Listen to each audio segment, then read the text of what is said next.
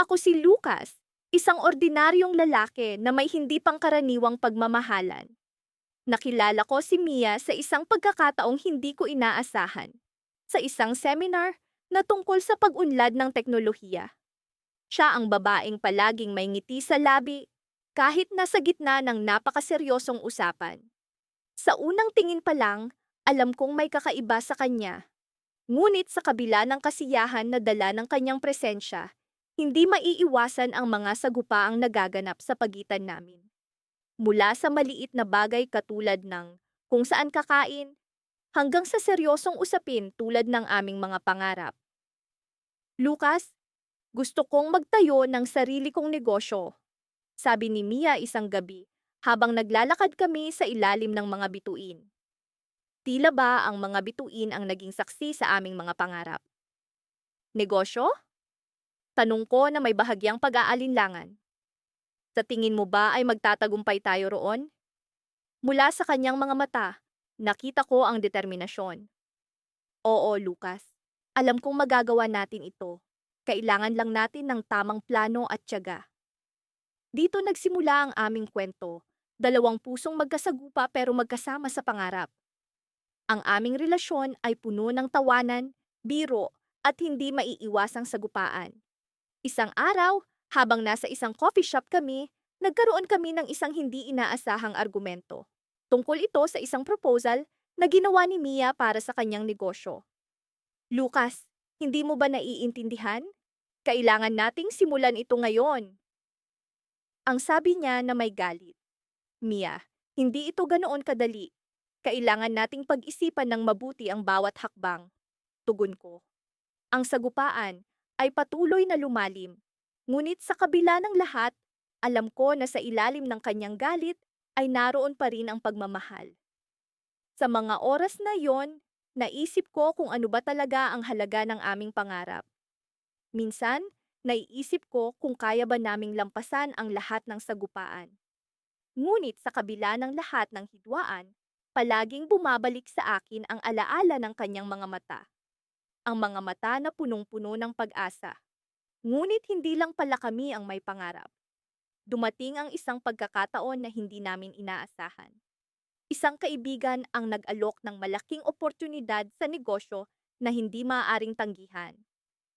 Lucas, Mia, ito na ang pagkakataon nyo.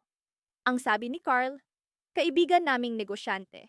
Nang marinig namin ito, tila ba nagliwanag ang aming mga mata.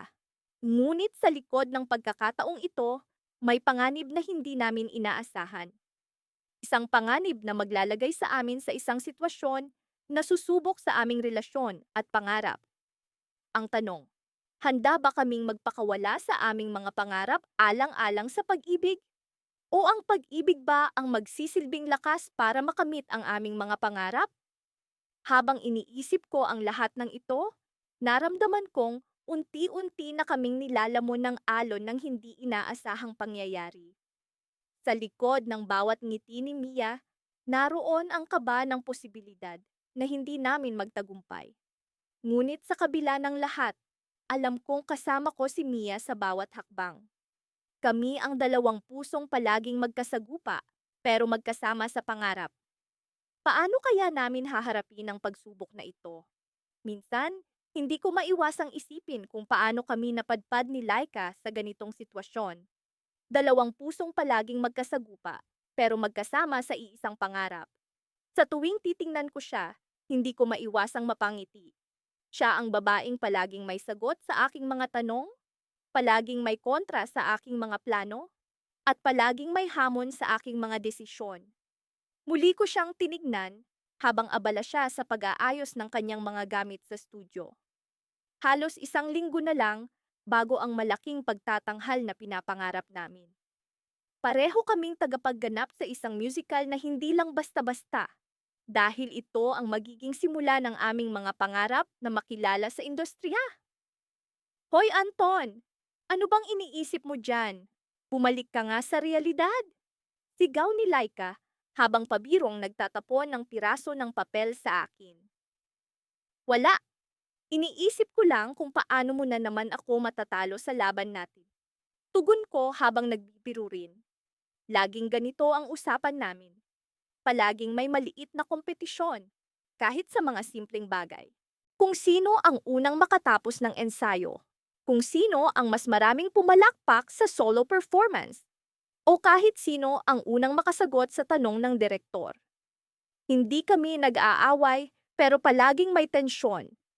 Tensyon na. Sa kabila ng lahat, ay tila naging pundasyon ng aming relasyon. Sa gitna ng lahat ng ito, hindi ko maitatanggi na hinahangaan ko si Laika. Hindi lang dahil sa kanyang talento, kundi dahil sa kanyang determinasyon. Siya ang tipo ng tao na kapag may sinimulan, sisiguraduhin niyang matatapos ito ng may gilas. Isa iyon sa mga katangian na nagustuhan ko sa kanya. Ngunit sa kabila ng paghanga, naroon ang kaba. Paano kung ang kompetisyon na ito ang maging dahilan ng aming pagkakahiwalay? Alam mo, Anton, minsan naiisip ko rin kung bakit ba natin ito ginagawa. Hindi ba dapat masaya lang ang buhay? Tanong ni Laika habang naglalakad kami pauwi. Di ba masaya naman tayo? Masaya ka ba? Tanong ko. May halong pag-aalinlangan. Ngumiti siya, isang ngiti na hindi ko makalimutan. O, masaya ako. Pero, alam mo minsan naiisip ko rin kung hanggang saan ang kaya nating gawin na magkasama. Napatigil ako sa paglalakad. Ang simpleng tanong na iyon ay tila naging isang malalim na palaisipan sa akin. Hanggang saan nga ba kami? Hanggang kailan kami magkasama sa pangarap na ito? Nasa kalagitnaan kami ng pag-uusap nang biglang bumuhos ang ulan. Tila sumasabay ang panahon sa tensyon na nararamdaman ko. Tumakbo kami sa ilalim ng isang maliit na tindahan para pansamantalang magkubli. Anton, hindi ko alam kung paano ko sasabihin ito sa'yo. Pero may isang bagay akong gustong ipaalam, anya. Habang pinupunasan ang basa niyang buhok, biglang bumilis ang tibok ng puso ko. Ano ang sasabihin niya? May kinalaman ba ito sa aming relasyon? Sa musical ba? O may mas malalim pang dahilan? Ano iyon, Laika? Tanong ko. Pilit na pinapakalmot ang sarili. Huminga siya ng malalim, kita ko ang pag-aalala sa kanyang mga mata. May offer sa akin na pumunta sa ibang bansa para sa isang malaking proyekto. Hindi ko alam kung tatanggapin ko o hindi. Napatitig ako sa kanya. Sa isang iglap, tila bumagsak ang lahat ng pangarap ko. Kung aalis siya, paano na ang aming musical? Paano na ang aming pangarap? Paano kami? Pero, Anton, gusto kong malaman mo na kahit ano pa ang maging desisyon ko, hindi magbabago ang nararamdaman ko para sa'yo. Gusto ko pa ring ituloy ang musical na ito kahit na hindi na tayo magkasama sa susunod. Hindi ko alam ang isasagot ko. Ang offer na iyon ay isang malaking oportunidad para kay Laika, isang bagay na hindi ko kayang ipagkait sa kanya. Ngunit sa kabila ng lahat, naroon ang kaba at takot. Laika, alam mo kung gaano kita kamahal, di ba? Tinanong ko, pilit na pinipigilan ang pagluha. Tumango siya at sa kanyang mga mata, alam kong naroon ang parehong kaba at saya. Oo, Anton, alam ko. At kahit anong mangyari, pangako ko, babalik ako. Sa puntong iyon, naramdaman ko ang kakaibang damdamin. Isang damdamin na tila nagsasabi na sa kabila ng lahat ng laban, sa kabila ng lahat ng pagsubok, ang dalawang pusong magkasagupa ay palaging magkasama sa pangarap. Habang patuloy ang pagbuhos ng ulan, naramdaman ko ang init ng kanyang kamay na mahigpit na nakakapit sa akin. Sa gitna ng ulan, naglalaro ang aming mga pangarap. Isa itong laban na hindi ko alam kung paano magtatapos. Ngunit isa itong laban na hindi ko kayang talikuran. Sa kabila ng lahat, sa gitna ng ulan, ang laban ng aming mga puso ay patuloy na magpapatuloy. At sa kabila ng takot sa hinaharap, naroon ang pag-asa na kahit sa anong pagsubok, kami ay laging magkasama. Minsan, sa buhay ng dalawang taong nagmamahalan, dumarating ang punto kung saan kailangan nilang pag-isipan kung ano ba talaga ang kanilang nais. Kami ni Mia ay palaging magkasalungat sa maraming bagay, mula sa mga simpleng desisyon katulad ng kung saan kakain hanggang sa mas malalim na usapin tulad ng mga pangarap namin sa buhay.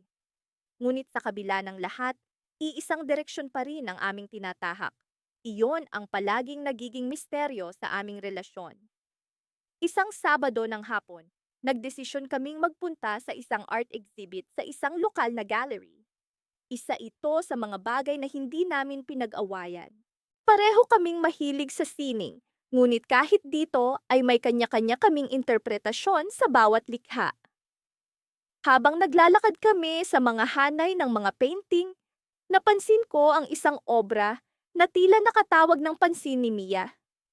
Isang malaking canvas na puno ng mga kulay na tila nagpapakita ng isang magulong alon sa dagat. Mahal, ano sa tingin mo ang ibig sabihin nito? Tanong ko habang tinititigan ang obra. Para sa akin, ito ay sumasalamin sa buhay. Magulo, puno ng alon, pero sa kabila ng lahat may kagandahan pa rin. Sagot niya na may ningning sa kanyang mga mata. Napangiti ako. Para sa akin naman, para itong pagsubok. Isang paalala na kahit gaano pa kalalim at kalakas ang alon, kaya natin itong lagpasan basta't magkasama tayo. Wow! Ang lalim mo ngayon ah! Sabay biro ni Mia habang tinatapik ang aking balikat. Siguro nga, tama ka. Pero hindi ba mas maganda kung hindi na natin kailangang labanan ang alon? Kundi maging bahagi na lang nito? Napaisip ako sa sinabi niya. Madalas ganito ang usapan namin. Palaging may kakaibang perspektibo si Mia na hindi ko agad naiisip. Ngunit sa kabila nito, natutunan ko na ang mga pagkakaibang ito ang nagpapalalim sa aming pagsasama. Habang patuloy kaming naglalakad, napadpad kami sa isang maliit na kwarto sa dulo ng gallery.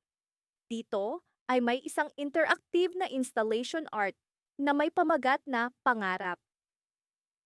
Sa loob nito, may mga papel na nakasabit sa kisame. Bawat isa ay may nakasulat na mga pangarap ng iba't ibang tao. Subukan natin, yaya ko kay Mia. Isulat natin ang mga pangarap natin dito. Agad naman siyang pumayag at kumuha kami ng tig-isang papel. Tahimik kaming nagsulat. At sa sandaling iyon, tila huminto ang oras. Ano nga ba ang pangarap ko? Isang tanong na matagal ko nang iniwasang sagutin. Sa wakas, sinulat ko ang isang simpleng pangarap na matagal ko nang itinatago.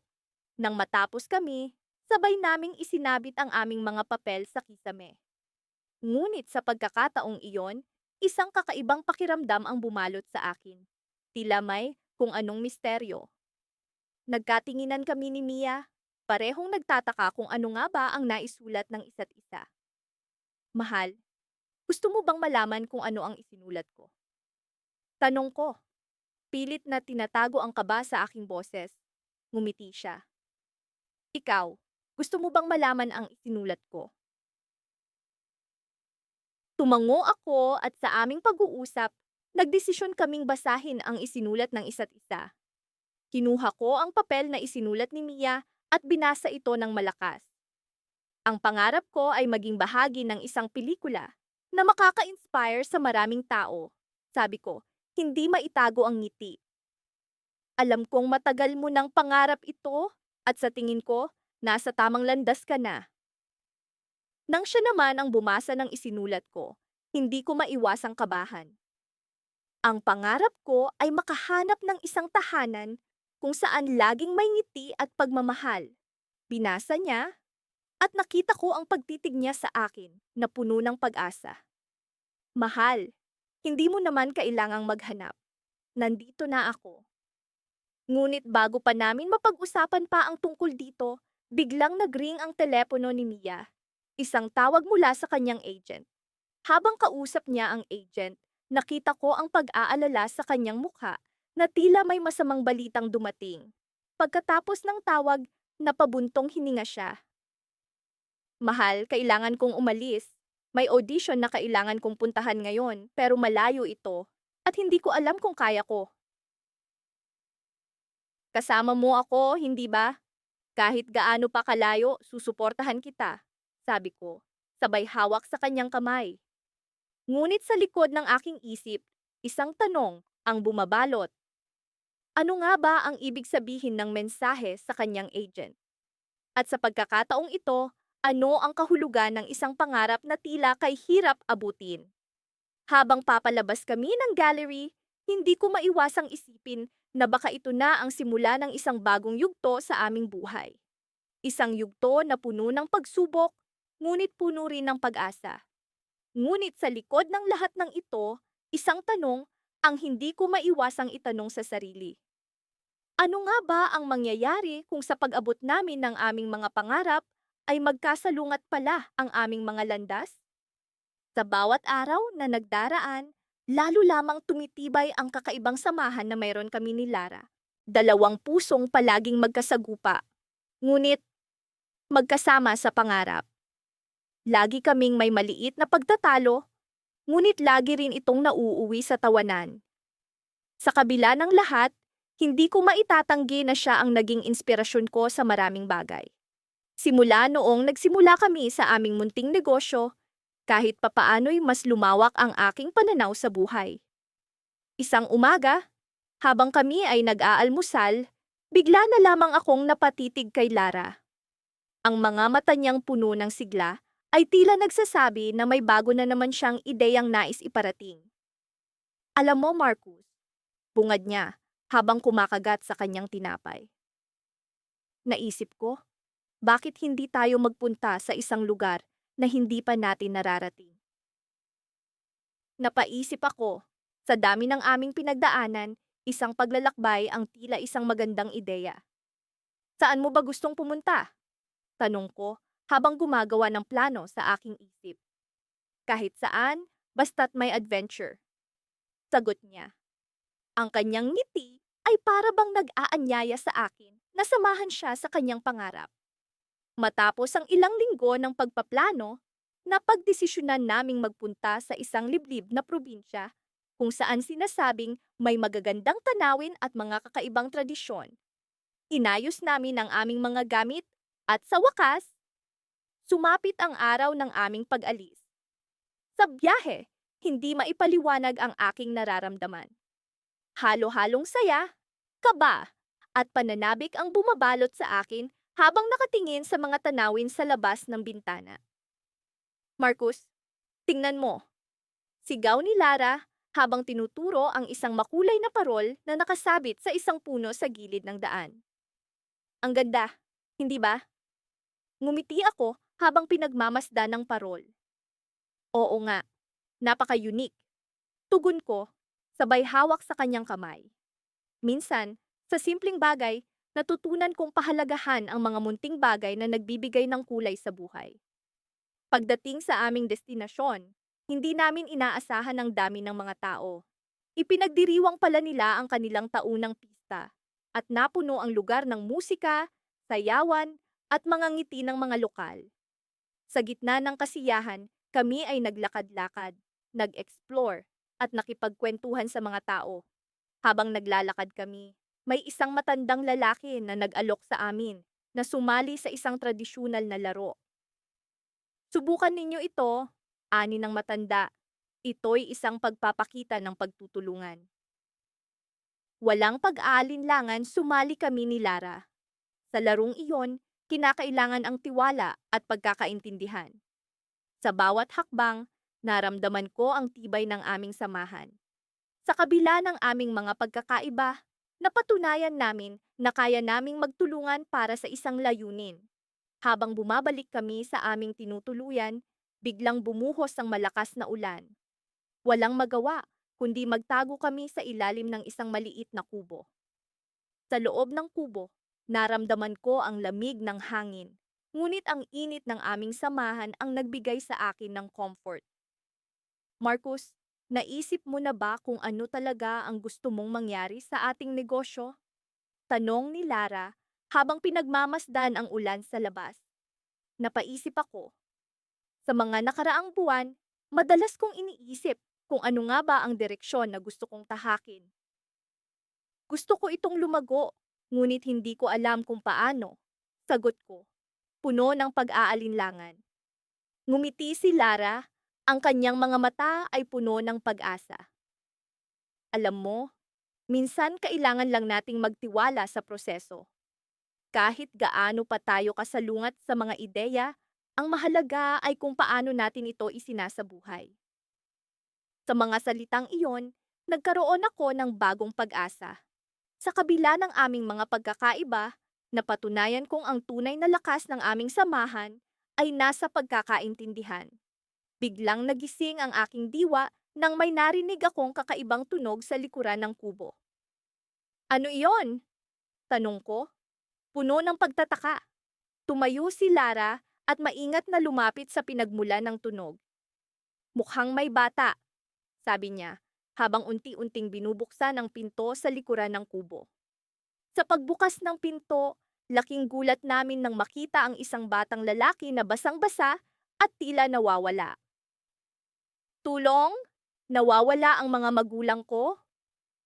Sigaw ng bata, ang kanyang mukha ay puno ng takot. Sa mga sandaling iyon, alam namin ni Lara na kailangan naming kumilos. Ang aming paglalakbay, na nagsimula para sa adventure, ay biglang nagkaroon ng mas malalim na kahulugan. Sa kabila ng ulan, nagpasya kaming tulungan ang bata at hanapin ang kanyang mga magulang. Sa gitna ng dilim at ulan, naramdaman ko ang tibay ng aming samahan. Ang pagsasama namin ni Lara ay hindi lamang para sa aming mga pangarap, kundi para rin sa pagtulong sa iba. Sa kabila ng pagsubok, alam kong kaya naming malampasan ito. Ngunit ang tanong, paano namin haharapin ang bagong hamon na ito? Ang malamig na simoy ng hangin ng Disyembre ay tila may dala pang ibang lamig na hindi ko maipaliwanag habang magkasama kami ni Lea sa parke. Nasa gitna kami ng isang proyekto para sa aming pangarap na negosyo, isang maliit na cafe na pagmamay-ari namin. Bagamat punong-puno ng saya ang mga nakaraang araw namin sa paghahanda, hindi ko maiwasang makaramdam ng alalahanin. Alam mo, hindi ko akalain na aabot tayo sa puntong ito, ani Lea, habang nakatingin sa mga taong nagdaraan. Minsan pa nga, hindi ko lubos maisip na magkasama pa rin tayo pagkatapos ng lahat ng pagtatalo at hindi pagkakaintindihan.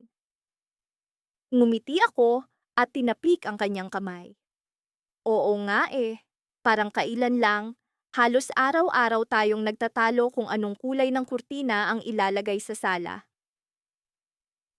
Tumawa siya at parang musika sa tenga ko ang kanyang halakhak. Naisip ko tuloy kung gaano kasaya ang bawat araw na kasama siya, kahit pa may mga hindi pagkakaintindihan.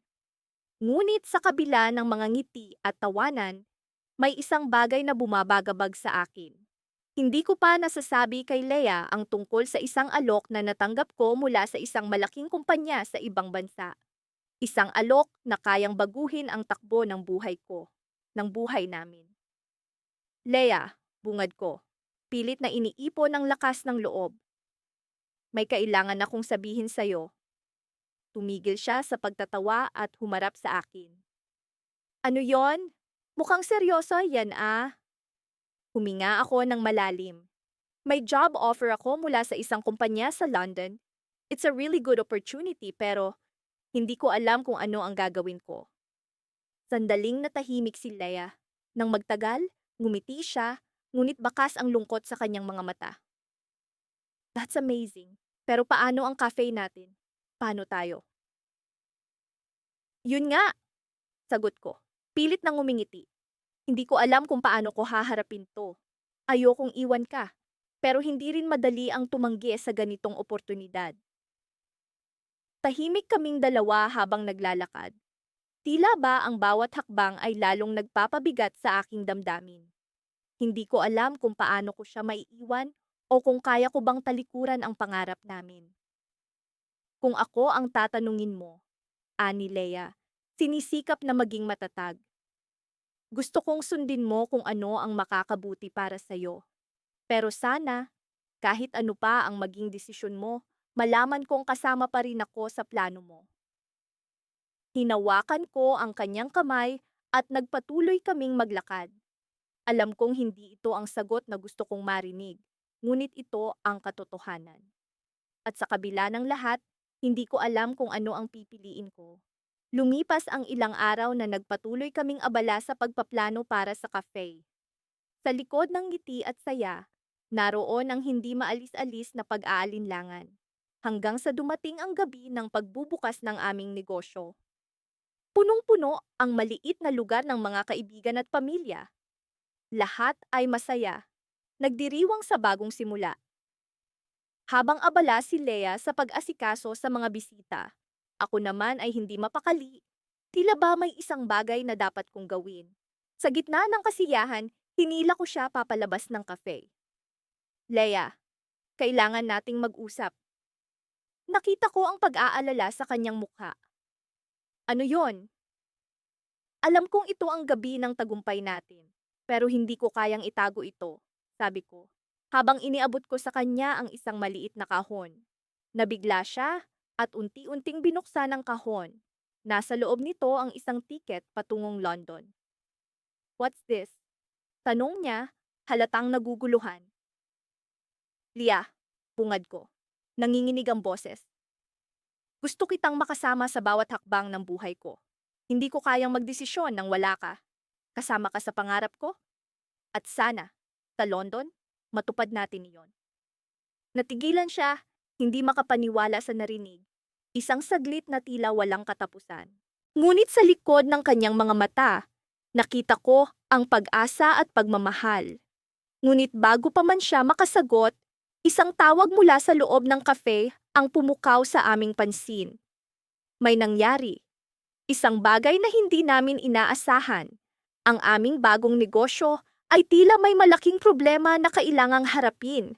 At ang gabi ng tagumpay ay nagbabadya ng pagsubok na hindi namin inaasahan. Sa isang iglap, ang lahat ng plano at pangarap ay biglang napalibutan ng hindi inaasahang mga balakid. Sa kabila nito, alam kong kakayanin namin. Ngunit paano? Iyon ang tanong na kailangan naming sagutin magkasama. Sa gabing iyon, natapos ang aming kwento sa isang tanong na magpapasya ng aming bukas. Sa tuwing mag-uusap kami ni Mia, hindi nawawala ang mga pagtatalo. Para kaming aso't pusa, laging magkasagupa sa lahat ng bagay. Pero, sa kabila ng mga alitan, hindi ko maikakaila na siya ang inspirasyon ko sa lahat ng ginagawa ko. Magkaiba man ang aming mga pananaw at ugali, may isang bagay na nag-uugnay sa amin, ang aming pangarap. Simula pa noong magkakilala kami sa isang workshop tungkol sa entrepreneurship, alam ko na agad na may kakaiba sa kanya. Sa kabila ng kanyang pagkamahigpit sa oras at mga bagay-bagay, ang kanyang determinasyon at talino ay hindi matatawaran. Ako, sa kabilang banda, ay mas laid back at madalas na nagbibilang ng oras para magpahinga. Kung siya ay isang kalendaryo na puno ng mga nakaplano, ako naman ay isang sketchbook na puno ng mga drawing ng kung ano-ano. Kaya naman, hindi ko maiwasang magtanong sa sarili ko, paano nga ba kami magkasama sa pangarap na ito? Sa tuwing nag-uusap kami tungkol sa aming business plan, laging may mga argumento. Gusto niyang gawing mas detalyado ang lahat, habang ako naman ay mas gusto ang mga ideya na simple at madaling gawin. Pero, kahit sa gitna ng pagtatalo, nararamdaman ko ang chemistry namin. Isang araw, habang nasa isang coffee shop kami, nagkakaroon na naman kami ng debate tungkol sa bagong strategy para sa aming online store. Mia, kailangan natin ng mas maraming visuals at mas kaunting text. Alam mo naman na mas gusto ng mga tao ang nakikita kaysa nababasa. Sabi ko, habang iniinom ang aking kape. Umirap siya at iniligpit ang kanyang laptop. Jacob, hindi pwedeng puro visuals lang. Kailangan natin ng sapat na impormasyon para sa mga customer. Hindi lahat ay pareho ng gusto mo. Napabuntong hininga na lang ako. Sa totoo lang, sanay na ako sa ganitong eksena. Pero sa gitna ng aming diskusyon, biglang pumasok sa isip ko ang isang ideya. Paano kung gawin nating interactive ang website? Para may visuals at may text, pero mas engaging. Napatingin siya sa akin, tila nag-isip. Maaari. Pero paano natin gagawin yan? Nagpatuloy kami sa pag-uusap. At sa wakas, nagkasundo rin kami sa isang plano. Nakakatawa isipin na kahit pa nag-aaway kami, sa huli ay nagkakaintindihan pa rin kami. Parang laging may musika sa likod ng aming mga argumento, ang ritmo na nagpapanatili sa aming dalawa na magkasama. Habang pauwi, hindi ko maiwasang isipin na kahit pa magkasalungat kami, may isang bagay na hindi mababago, ang aming commitment sa isa't isa at sa aming pangarap. Pero, sa likod ng lahat ng ito, may isang bagay na bumabagabag sa akin. Parang may kulang, may hindi tama. Pero hindi ko pa matukoy kung ano yon. Isang gabi, habang nasa rooftop ako ng apartment building, nagre-relax at nagmamasid sa mga bituin, biglang tumunog ang telepono ko. Si Mia. Jacob, kailangan kitang makausap. May mahalaga akong sasabihin. Agad akong bumaba at nagpunta sa lugar kung saan kami madalas magtagpo. Pagdating ko roon, nakita ko si Mia na tila balisa. Anong meron? Tanong ko, nag-aalala. Ito kasi, Jacob. May offer akong natanggap mula sa isang malaking kumpanya. Gusto nila akong maging bahagi ng kanilang team sa ibang bansa.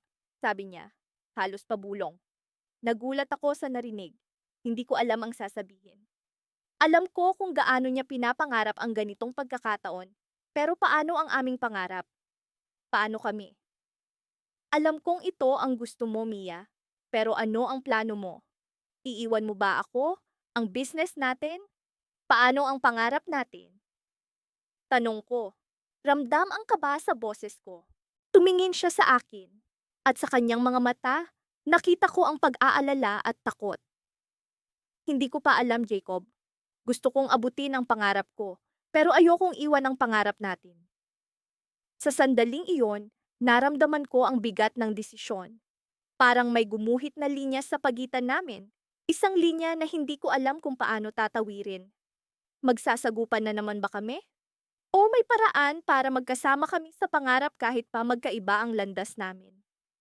Hindi ko alam ang sagot, pero alam kong may mahalagang desisyon kaming gagawin. At sa kabila ng lahat ng alitan, alam ko sa puso ko na hindi ko siya kayang mawala.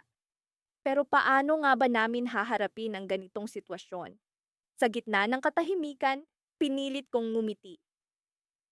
Mia, ano man ang mangyari, tandaan mo, nandito lang ako. Para sa'yo, para sa atin. Ngumiti siya, ngunit sa likod ng ngiti niya ay naroon ang alanganin.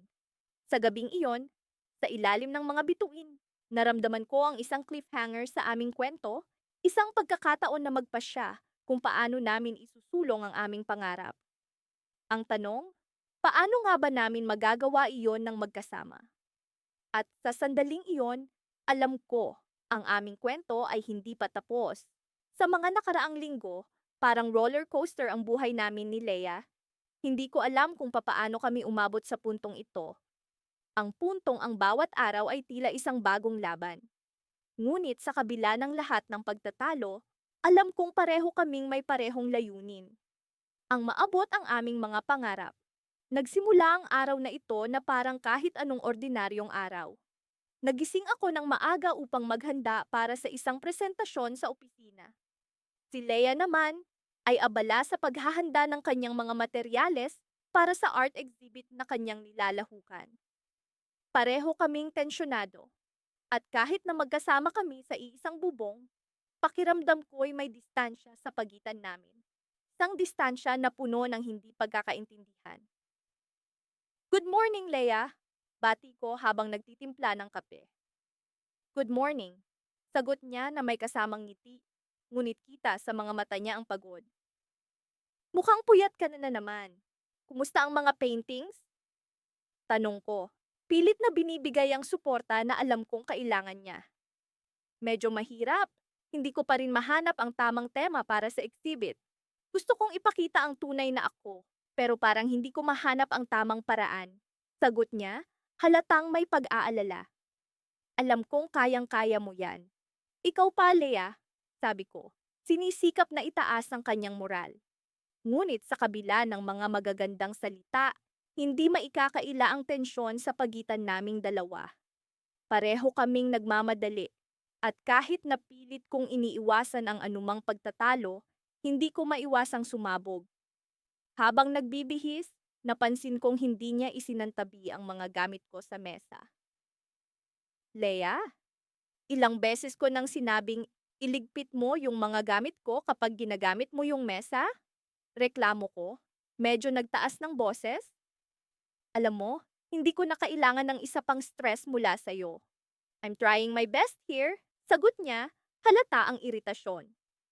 At doon nagsimula ang hindi inaasahang argumento. Sa bawat salitang binitawan namin, ramdam ko ang sakit. Ngunit sa likod ng galit, alam kong pareho kaming takot na hindi maabot ang aming mga pangarap. Sa bawat alitan, ramdam ko ang pag-aalala na baka hindi kami magtagumpay, hindi lang sa aming mga sarili, kundi sa aming relasyon. Leia, hindi mo ba nakikita? Pareho tayong may gustong patunayan, pero ang ginagawa mo, parang ikaw lang ang may pangarap na mahalaga. Sabi ko, pilit na ipinapaliwanag ang nararamdaman ko. Jonas, hindi ko naman sinasabi yan. Pero minsan, kailangan ko ng space para mag-grow. At ang hirap, dahil parang hindi mo ko naiintindihan, sagot niya. May luha na sa kanyang mga mata. Sa puntong iyon, naisip ko na baka ang distansya sa pagitan namin ay hindi lang pisikal. Baka may mas malalim na dahilan kung bakit parang laging magkasalungat ang aming mga puso. Ngunit bago pa man ako makapag-isip ng tamang salita para maayos ang sitwasyon, tumunog ang telepono ni Leia. Mama, bakit po? Sagot niya sa tawag. Halata ang biglang pag-aalala.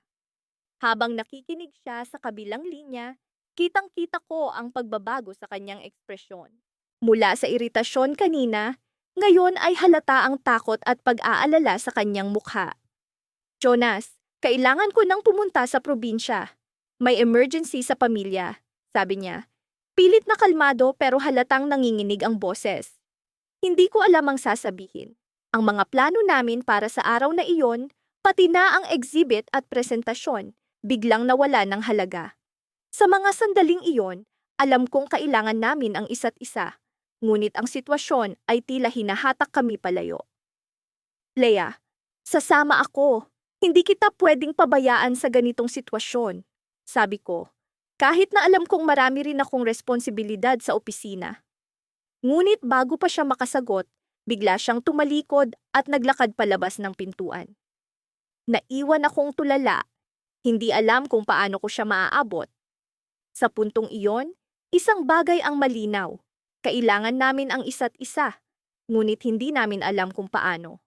At doon nagsimula ang laban ng mga pusong magkasama sa pangarap, ngunit laging magkasagupa. Sa likod ng bawat pagtatalo, isang tanong ang patuloy na bumabagabag sa akin. Hanggang saan kaya namin kayang ipaglaban ang aming mga pangarap ng magkasama? Nakatitig ako sa kalendaryo habang nagkakape sa sala. Isang taon na pala mula noong nagdesisyon kaming ituloy ang aming negosyo ni Mia, isang maliit na kafe na may temang vintage. Sino nang mag-aakala na magagawa naming isakatuparan ito sa kabila ng aming walang katapusang pagtatalo?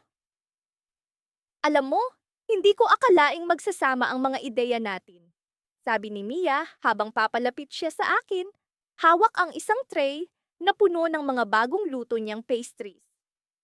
Pero heto tayo at mukhang nagtagumpay. Ngumiti ako at iniabot sa kanya ang isang tasa ng kape. Nagtataka din ako kung paano natin nagawa to. Palagi tayong magkasalungat sa lahat ng bagay, pero pagdating sa kape, para tayong orkestra. Napangiti siya at umupo sa tabi ko. Siguro dahil pareho tayong may passion para dito. At kahit na magkasagupa tayo sa maraming bagay, lagi namang bumabalik tayo sa iisang pangarap. Habang tinatamasa namin ang munting tagumpay na iyon, hindi ko maiwasang magbalik tanaw sa mga araw na tila gusto ko nang sumuko. Nariyan yung halos hindi kami mag-usap ng isang linggo dahil lang sa simpleng dekorasyon ng kafe. Gusto niya ng minimalist na disenyo, habang ako naman ay mas nagnanais ng mas maraming detalye.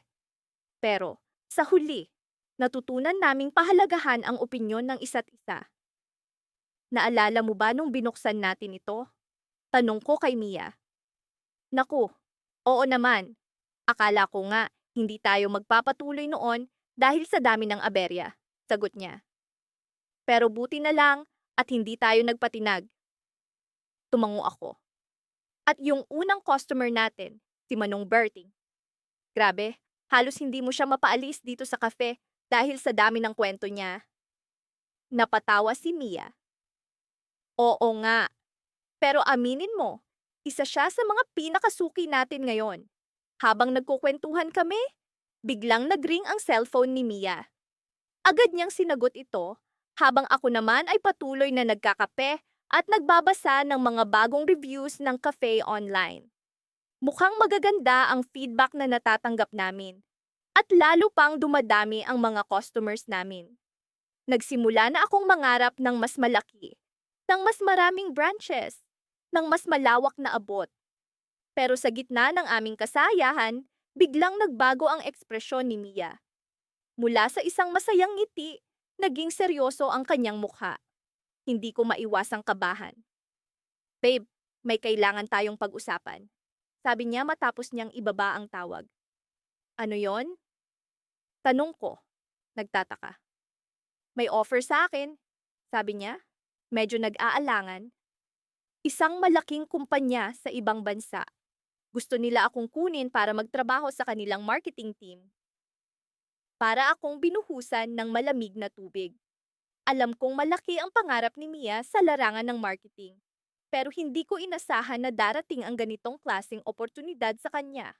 At sa ibang bansa pa.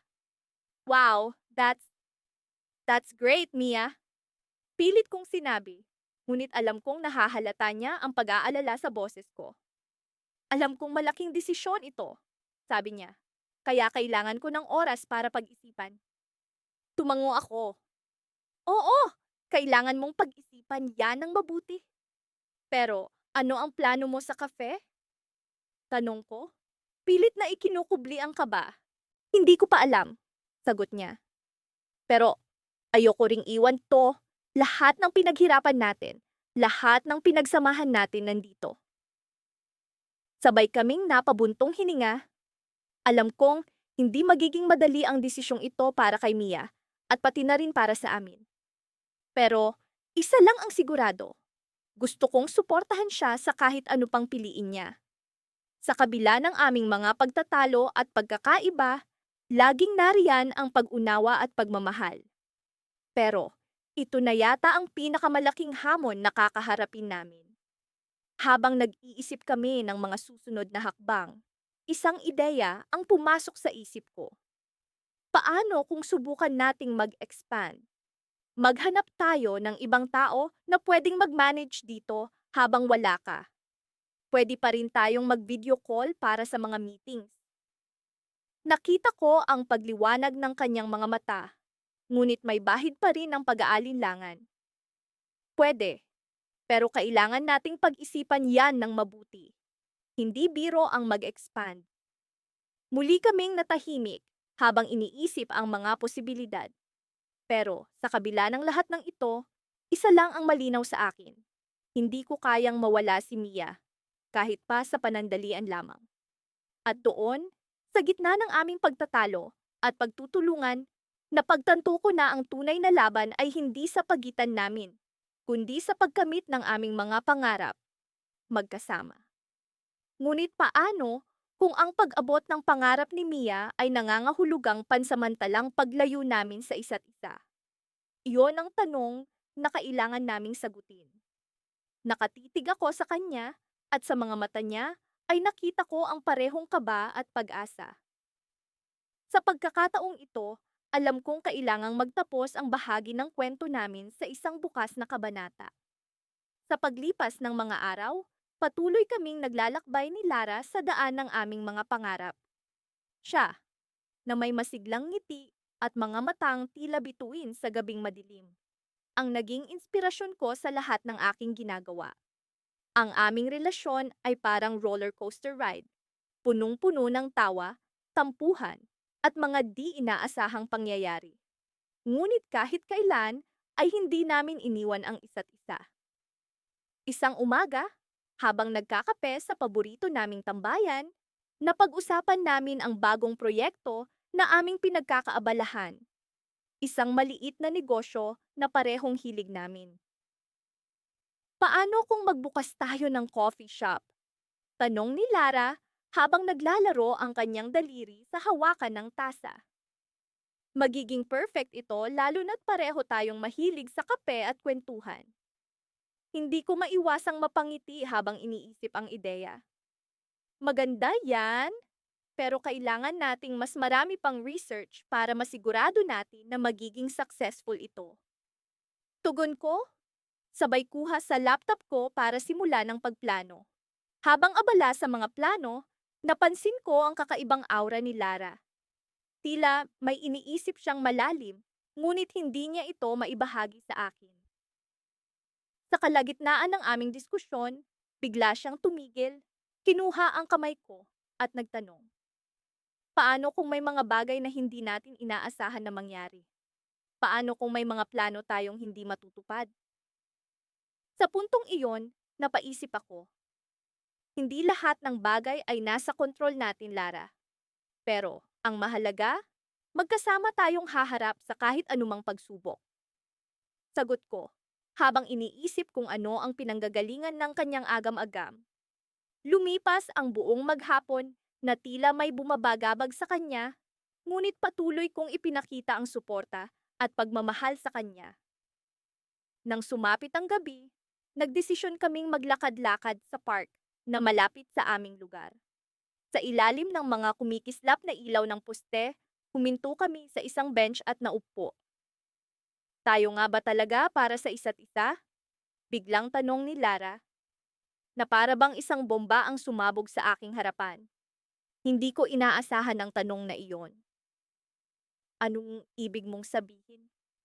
Tanong ko, habang sinusubukang intindihin ang kanyang nararamdaman. May mga bagay na nagpapaisip sa akin kung tama ba ang landas na tinatahak natin. Hindi ko alam kung ito ba ang para sa atin. Nagpatuloy siya, na tila may kirot sa kanyang boses. Hindi ko alam kung ano ang isasagot ko. Ang daming tanong ang pumasok sa isip ko. Mahal ko si Lara at alam kong mahal niya rin ako. Ngunit sa kabila ng lahat ng tawa at saya, naroon ang takot na baka hindi sapat ang pagmamahal para maayos ang lahat. Habang nag-iisip, isang tawag ang dumating sa aking telepono. Ang pangalan ng boss ko ang lumitaw sa screen. Sandali lang, Lara. Kailangan kong sagutin to. Sabi ko habang tumatayo para sagutin ang tawag. Ang huling bagay na narinig ko mula kay Lara bago ako lumayo ay isang buntong hininga. Habang abala ako sa pakikipag-usap, hindi ko mapigilang isipin kung ano ang nangyari sa pagitan namin. May tinatago ba siya? O mayroon ba akong hindi alam? Pagkatapos ng tawag, bumalik ako sa kinauupuan namin, ngunit wala na si Lara. Akala ko nagpunta lang siya sa malapit na convenience store, ngunit makalipas ang ilang minuto, hindi pa rin siya bumabalik. Sinubukan kong tawagan ang kanyang telepono, ngunit hindi niya sinasagot. Napansin ko ang isang maliit na envelope sa bench na sinulatan ng aking pangalan. Sa loob nito, may isang sulat na naglalaman ng mga saloobin ni Lara, mga agam-agam, pangarap, at mga tanong na hindi niya kayang sabihin ng personal. Ang sulat ay naglalaman ng mga salitang nagpabago sa lahat. Hindi ko alam kung paano ito haharapin. Minsan, ang pagmamahal ay hindi sapat para sa mga pangarap na magkasama. Kailangan kong malaman kung sino ako sa labas ng relasyon natin. Sa mga sandaling iyon, naramdaman ko ang bigat ng sitwasyon. Ang twist ay hindi ko inaasahan, at ang cliffhanger ay nag-iwan ng tanong sa aking isip. Ito na nga ba ang katapusan ng aming kwento? O simula pa lamang ng isang bagong kabanata na puno ng di-katiyakan? Nakatitig ako sa sulat, at sa kabila ng lahat, alam kong kailangan kong hayaan si Lara na tuklasin ang sarili niyang landas. Ngunit sa puso ko, umaasa akong balang araw, Ang aming mga daang hiwalay ay muling magtatagpo. Isang malamig na Sabado ng umaga, nang magising ako sa tunog ng mga ibon sa labas ng aking bintana. Napangiti ako habang iniisip ko ang aming plano ni Clara para sa araw na ito. Sa kabila ng aming madalas na hindi pagkakaintindihan, pareho kaming sabik sa araw na ito. Sa wakas, makikita na namin ang lugar kung saan namin balak simulan ang aming munting negosyo. Isang maliit na cafe na pinapangarap naming itayo mula pa noong una kaming nagkakilala. Habang nagkakape, naalala ko ang unang araw namin ni Clara. Palaging mainit ang aming diskusyon, kahit sa maliliit na bagay. Siya ang tipo ng tao na lahat ay may plano. Samantalang ako naman ay mas gusto ang spontaneity. Palaging may sundot na inis sa tuwing hindi kami magkasundo. Ngunit sa kabila nito, palaging may kakaibang saya na bumabalot sa amin. Nasa gitna ako ng pagninilay-nilay nang biglang tumunog ang aking telepono. Isang text mula kay Clara. Huwag kalimutang dalhin ang blueprint, okay? Kita tayo sa site ng 10:00. Excited na ako. Isang simpleng mensahe, ngunit ramdam ko ang kanyang saya at kaba. Agad akong nagbihis at kinuha ang lahat ng kakailanganin para sa araw na iyon. Nang makarating ako sa site, nandoon na si Clara. Nakatayo sa harap ng isang lumang gusali. Kausap niya ang architect na kinuha namin para sa proyektong ito. Nang makita niya ako, lumapit siya at bumulong. Mukhang perfect na ang lugar na ito, hindi ba? Tumango ako at ngumiti. Oo, Clara. Sa wakas, unti-unti nang nagiging totoo ang pangarap natin. Pumasok kami sa loob at inisa-isa ang mga plano. Habang nag-uusap, di ko mapigilang mapansin ang liwanag sa kanyang mga mata. Ibang-iba sa Clara na madalas kong nakikita na laging seryoso. Dito ko napagtanto kung gaano kahahalaga ang proyektong ito para sa kanya at para sa amin. Sa kabila ng saya, hindi ko maiwasang mag-alala. May mga bagay na hindi ko pa nasasabi kay Clara. Mga bagay na pwedeng makasira sa tiwala niya sa akin. Pero ngayon, hindi ito ang tamang oras para pag-usapan iyon. Kailangan ko munang maging masaya kasama siya. Matapos ang ilang oras ng pag-iinspeksyon, nagpa siya kaming magpahinga sa isang kalapit na parke. Doon, nag-usap kami tungkol sa mga plano namin para sa cafe. Anong pangalan ang naisip mo para sa cafe natin? Tanong ni Clara habang nakatingin sa kalangitan. Siguro, magkasalubong na landas? Sagot ko na ikinagulat niya. Bakit naman iyon? Tanong niya habang nagtataka. Sa bawat araw na magkasama tayo, palaging parang may pasalubong na hamon. Pero sa kabila ng lahat, palaging tayong dalawa ang magkasama sa huli. Napangiti siya habang iniisip ang sinabi ko. Ang ganda. Pabor ako dyan, sagot niya. Habang nag-uusap kami, napagtanto ko kung gaano ko siya kamahal. Pero sa likod ng lahat ng ito, naroon pa rin ang takot. Paano kung malaman niya ang sekreto ko? Paano kung malaman niyang ang perang gagamitin namin para sa negosyo ay hindi galing sa aking ipon, kundi galing sa utang na kinuha ko mula sa isang kaibigan? Habang naglalakad kami pabalik sa site, biglang may sumigaw ng aking pangalan. Isang pamilyar na boses na matagal ko nang hindi naririnig. Si Marco, ang kaibigan kong pinagkakautangan. Hey, kailangan na nating mag-usap. May problema tayo? Sabi niya. May halong kaba at pag-aalala sa kanyang boses. Tumingin sa akin si Clara, puno ng pagtataka. Sino siya? Tanong niya. Sa puntong iyon, alam kong hindi ko na kayang itago pa. Kailangan ko nang sabihin sa kanya ang totoo. Ngunit paano ko sisimulan? Ano ang magiging reaksyon niya? Sa isang iglap, ang lahat ng saya ay napalitan ng kaba at takot. Sa pagkakataong ito, nagkaroon ako ng dalawang pagpipilian. Patuloy na magtago o ilabas na ang lahat ng katotohanan. Habang naglalakad kami palayo kay Marco, naramdaman ko ang bigat ng sitwasyon. Hindi ko alam kung paano ko harapin ang susunod na mangyayari. Ngunit sa kabila ng lahat, isa lang ang sigurado ako. Hindi ko kayang mawala si Clara. Sa kabila ng lahat ng aming hindi pagkakaintindihan, siya ang kasama ko sa pangarap at hindi ko hahayaan na masira ito dahil sa isang pagkakamali. Ngunit, sa likod ng aking isipan, naroon pa rin ang tanong, paano kung malaman niya ang lahat? Paano kung masira ang tiwala niya sa akin? At sa puntong iyon, isang bagay ang nagbabadya, isang hindi inaasahang pangyayari na maaaring magdulot ng malaking pagbabago sa aming relasyon. Sa pagitan ng dalawang pusong laging magkasagupa, paano nga ba namin harapin ang isang pagsubok na maaaring maglayo sa amin sa pangarap na aming binuo? Naramdaman ko ang malamig na hangin habang hinahanda ang sarili sa susunod na mangyayari. Hindi ko alam kung paano ito magtatapos, pero isang bagay ang sigurado, ito ang araw na magbabago ang lahat.